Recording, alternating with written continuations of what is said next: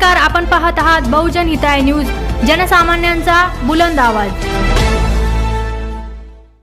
कसे सामील होतात आणि मग ते पुढं स्टोरी कशी घडत जाते की फर्टिलिटी सेंटर आणि मग त्याच्यामध्ये काय ट्रस्ट येतो ते तर नंतरच कळेल. पण तुम्हाला मध्ये मध्ये स्निपेट्स दिसत असतील की चेझिंगचं काहीतरी सीन आहे आणि ते टेन्शनमध्ये तो ट्रस्ट आम्ही ठेवला आहे जो नंतर फिल्ममध्येच कळेल. तर ते असं आहे. आणि आता प्रथमेश बोलला तेव्हाच की एका बाईच्या मागे पुरुष पण असतो, म्हणजे एका बाईच्या पुरुषाच्या मागे बाई असतील तेव्हा आपण म्हणतो की अरे तिच्या येस.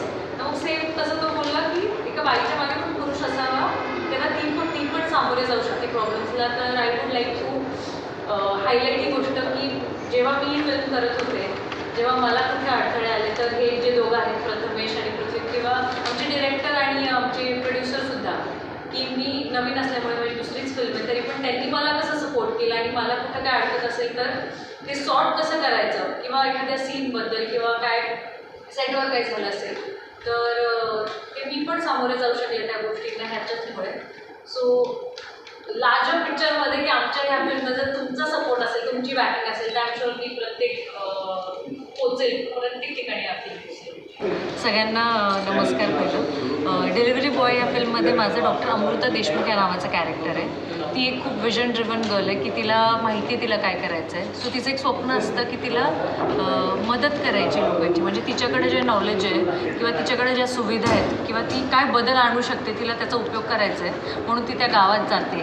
तिथे तिच्या बाकीच्या 2 कॅरेक्टर्सला भेटते, एजंटला आणि त्याच्या मित्राला, आणि मग ते दोघं मिळून तिची कशी मदत करतात आणि लेटर ऑन जेव्हा फिल्म पुढे जाते तेव्हा हे दोघं पण तिला त्या विजनमध्ये कशी मदत करतात. म्हणजे तिला इच्छा असते की ज्या बाईला आई पण अनुभवता येत नाही तिला ते सुख द्यायचं. सो हा जो तिचा एक मिशन आहे त्याच्यामध्ये हे दोघं तिची कशी मदत करतात हे आपण पाहू शकतो. माझं जे कॅरेक्टर आहे दिगंबर कांतोडे असं त्याचं नाव आहे. आणि हा जो दिगंबर कांतोडे आहे तो हात पण तोडतो आणि पाय पण तोडतो. पण प्रेक्षकांचं काही तोडणार नाही आहे. तुम्ही या थिएटरमध्ये आणि एन्जॉय करा 9 फेब्रुवारीपासून. कारण हा सिनेमा खूप महत्त्वाचा आहे आमच्यासाठी. कारण खूप मेहनत म्हणजे इतकी की 2 महिने जिमला गेलो होतो मी सिनेमाच्या आधी आणि वर्षभराची फी भरून 2 महिनेच गेलो. पण मला असं वाटतं की 2 महिने जे केलेलं आहे ते सिनेमात दिसतं आहे. थोडीशी पर्सनॅलिटी दिसते, दाढी वाढवली होती, थोडंसं आम्ही त्याचा लुक वेगळा डिझाईन केला होता.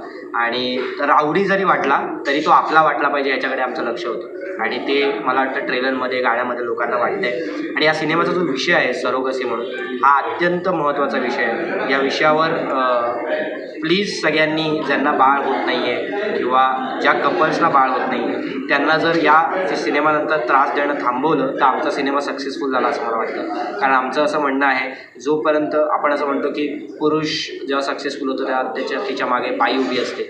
पण या सिनेमाने नवीन शिकवणार आहे की जेव्हा बाई प्रॉब्लेममध्ये असते तेव्हा पुरुषाने तिच्या मागे खंबीरपणे उभा राहिला पाहिजे, तेव्हा तो प्रॉब्लेम सॉल्व्ह होईल. आणि हा जो प्रॉब्लेम आहे तो खूप महत्त्वाचा आहे मुलींच्या आयुष्यात. आणि जसं की आम्हाला या सिनेमाने या प्रोसेसनं शिकवलं आहे की आई होणं पेनफुल आहे पण त्याहीपेक्षा कठीण आई न होणं आहे. कारण समाज वांजोटी असं काय काय त्या बायकांना बोलत असतं. सो या विषयावर भाष्य झालं पाहिजे आणि हा सिनेमा त्याच विषयावर भाष्य करतो आणि फुल ऑन एंटरटेनमेंट पद्धतीने भाष्य करतो. म्हणजे अतिशय हलक्या फुलक्या पद्धतीने तुम्हाला हसवत काहीतरी शिकवून जाईल हा सिनेमा. जसे माझे आधीचे सिनेमे होते पालक तुम्ही सगळ्यांनी बघितला असेल तर तसाच हा पण सिनेमा आहे. कदाचित त्याच्यापेक्षा थोडासा वर जाऊन, कारण आम्ही सगळेच आता ग्रो झालेलो आहोत. सो त्याच्यामुळे तो विषय हाताळणं, तो विषय मांडणं आणि तो लोकांपर्यंत पोहोचवणं. आणि तुम्हाला सगळ्यांना विनंती करतो की प्लीज हा सिनेमा लोकांपर्यंत पोचवा. आणि लोकांना विनंती करतो की थिएटरमध्ये येऊन 9 फेब्रुवारीपासून संभाजीनगरमध्ये प्लीज हा सिनेमाची हवा होऊन जाईल.